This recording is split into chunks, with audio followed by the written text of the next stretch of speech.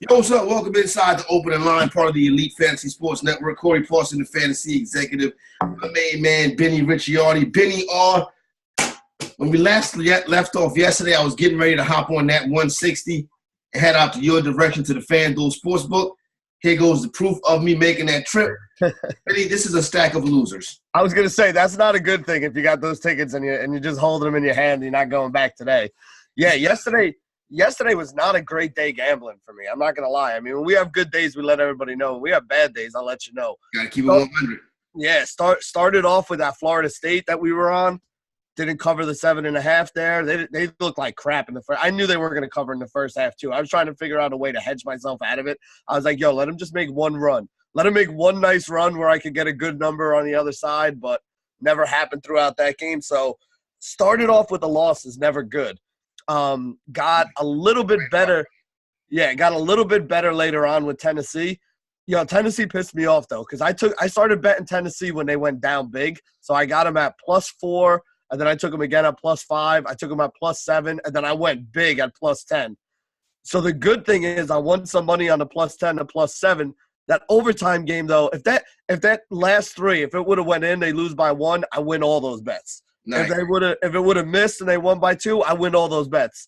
They go into overtime, and then they wind up losing by I think it was 6 or 7 in overtime. So I won the +7. I won the +10. I lost the +5. I lost the +4. So I basically wound up just taking a little bit of money from what could have been real big if it didn't go into overtime. I was like, come on, man. Nah, Benny, it's wild. I'm talking about NBA losses, Florida State money line. Yeah, no, we were right. We were both on it. We talked about it yesterday. Oh, the Denver Nuggets. Great job by the Denver Nuggets losing by 28 points last night. Good job.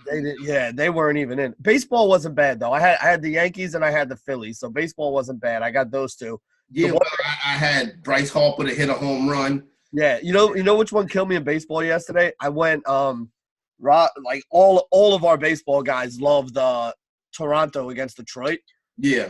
And the problem is Toronto couldn't score. Stroman pitched well, and he went 7 innings, pitched pretty good. And then they gave up a 2-run home run in the 8th inning, and they lost 2-0 because they couldn't score. And I was like, the one thing I took away from that game is I'm going to be betting against both Detroit and Toronto Blue Jays a lot this year. Okay, well, I'm cool with that. At least yesterday was a learning experience because nothing good happened on this, and I got one. I won one bet by 0.5 point, and that was the over/under in the Astros and the Tampa Bay Rays game. Okay. At 6.5, so they finished off at 6. So that 0.5 point kept me from being on a donut yesterday. I want to start with the Seminoles, though, who I thought who had a great season. It's time for me to just go ahead and be honest. Gonzaga can play real good, and they're a very good basketball team, and Gonzaga very well could cut down the nets. Mark Few has done an excellent job with this team.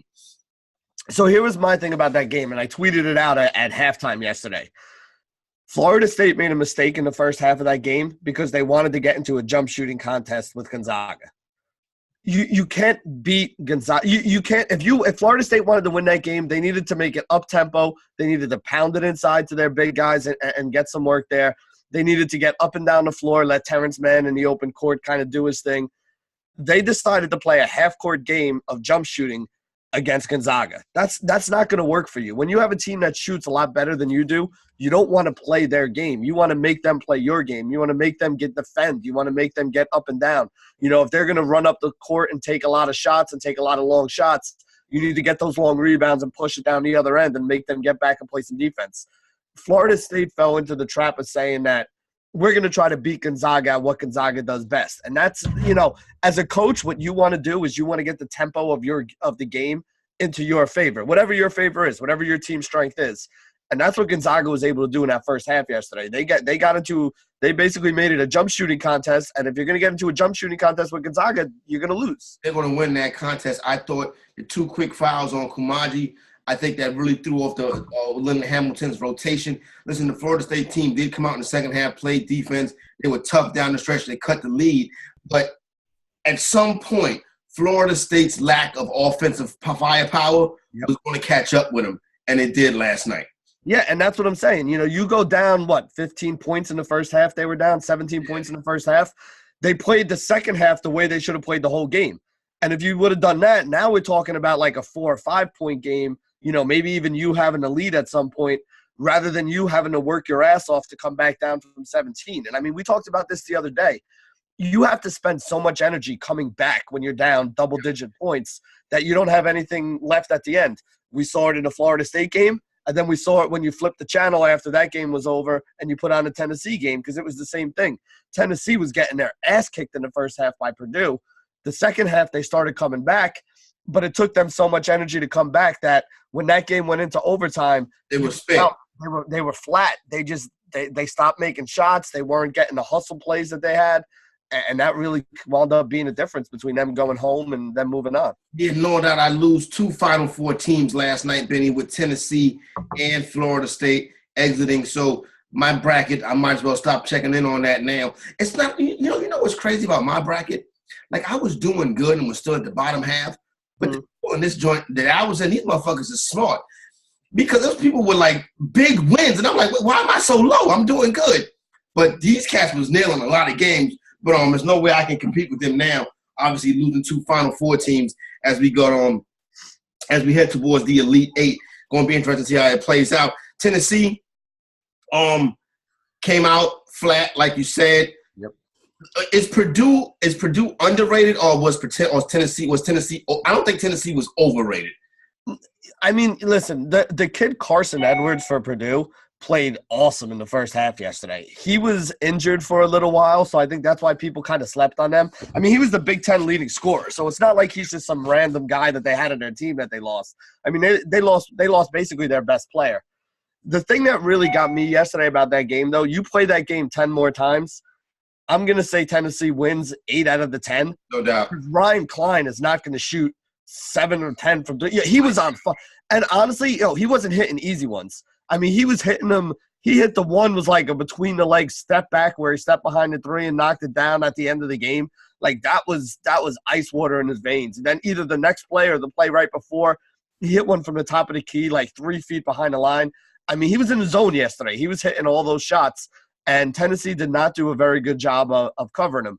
The other thing that I'm going to give Purdue all the credit in the world for, Purdue ran a lot of good offense yesterday. They had a lot of those backdoor slip screens. They kept setting screens for most of the game to get the shooters open. And then when they needed a big basket in overtime, they had the big guy slip the screen and go to the basket, and they got him a wide open layup. So, I mean, coaching-wise, Purdue did what they had to do yesterday. They got some big shots. They were able to create offense in the half court with their sets, which is something that not a lot of teams do. So, I'm not going to – Tennessee's not overrated. Like, Tennessee played well yesterday.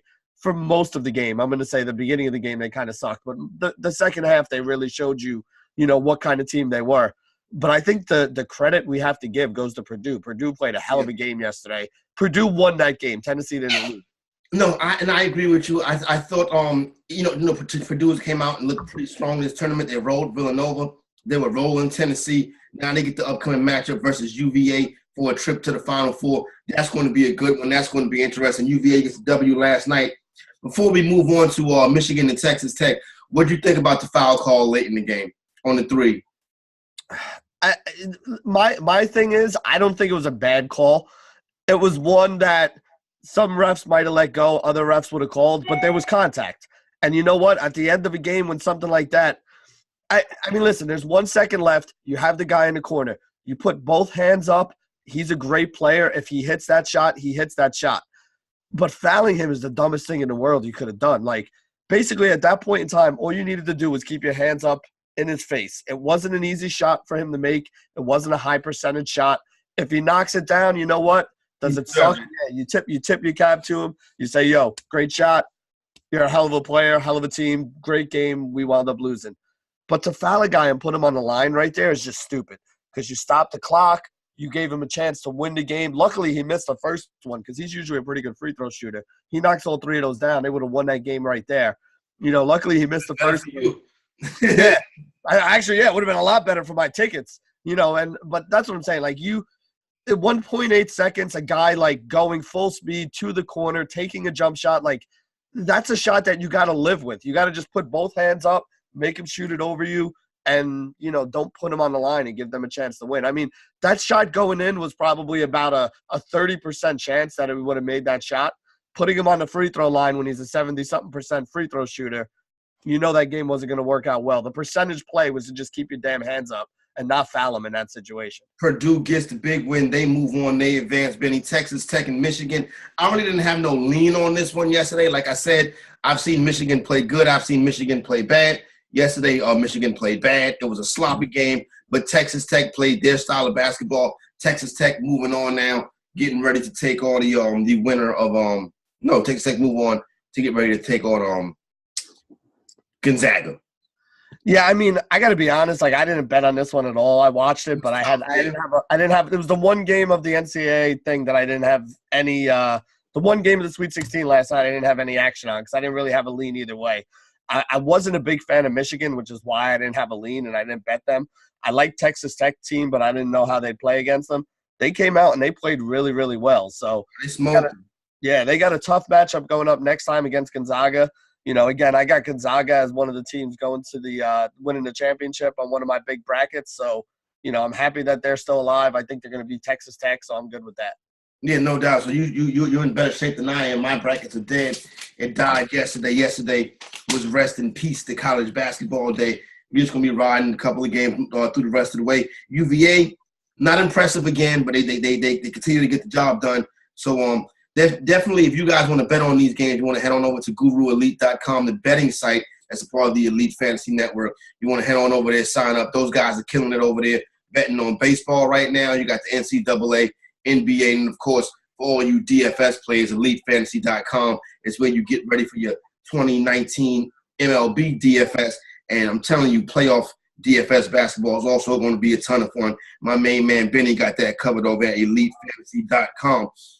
Tonight we got UNC and Auburn. That's the marquee matchup, the big ticket. Bruce Pearl said bet the over on this one. Listen, you got I can't sleep on Auburn no more. They've been getting the job done. I just keep warning against that game where those threes don't go down. It could get ugly for them. But it should be a track meet tonight. It should be up and down. But Benny, when it all boils down to it, I think North Carolina is the better team.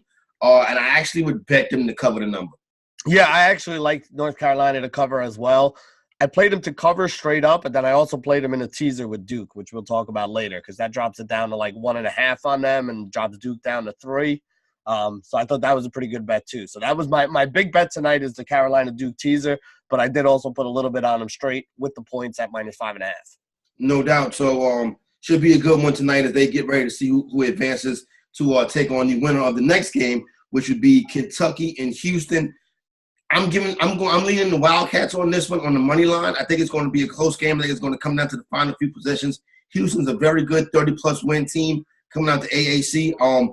They've had some spots this year. Houston plays good ball. I just think the talent level on Kentucky in the end will be the difference. Yeah, to me, I don't have a lead either way on this game. I respect that Houston team. I think that Houston team is pretty good out there.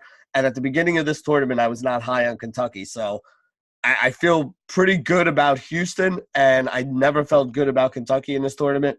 I'm not touching either one of them, but if I did have a bet, it would probably be Houston. Also tonight, we got Duke and Virginia Tech. Virginia Tech, another team left standing out the ACC. Virginia Tech has a victory over Duke this season, a victory without Zion Williamson, but Tech and Duke always play tough games. I would probably catch the points with this one. With Tech, I think Duke will win the game in advance. One thing that scares me about catching the point, maybe Duke after that UFC scares is like, you know what? Let's come out here and drag these cats. But I don't think they can just drag Virginia Tech, though. Yeah, I thought the same thing. I think Duke is going to come out and they had their scare. Honestly, they shouldn't be here. This should be UCF against Virginia Tech right now. You watch that last game. Duke got real lucky to escape that one. I think they're going to come out focused and on fire and not leave it up to chance like that again. But like I said, I don't feel comfortable with the -7 either. That's why I teased it down. So you put those two together. With a teaser, you get 4 points, right? So yeah. Carolina's 5.5. You tease them down to 1.5. So basically you need Carolina to win by a bucket. You tease Duke down from -7 to -3. I think Duke's going to win this game. I just don't know if Duke's going to win this game by a big amount of points. I think there's a chance they could come out and blow them out. but I'm very comfortable with Duke at that -3 number. So, like I said, my big bet for the night is Carolina Duke teaser. Carolina at 1.5, Duke at -3. Yeah, I'm still working on it now because it's going to definitely include something from the next one, probably the Michigan State money line. I'm not so sure I want to lay those 5.5 or 6.5 that I saw Michigan. It might be down to 3.5. I can check right now. Benny? Yeah, I can check on that one right now and let you know what's up with that. So there you go right there. So what I'm looking at right now is situation where, let me check on it. You got Michigan State coming in at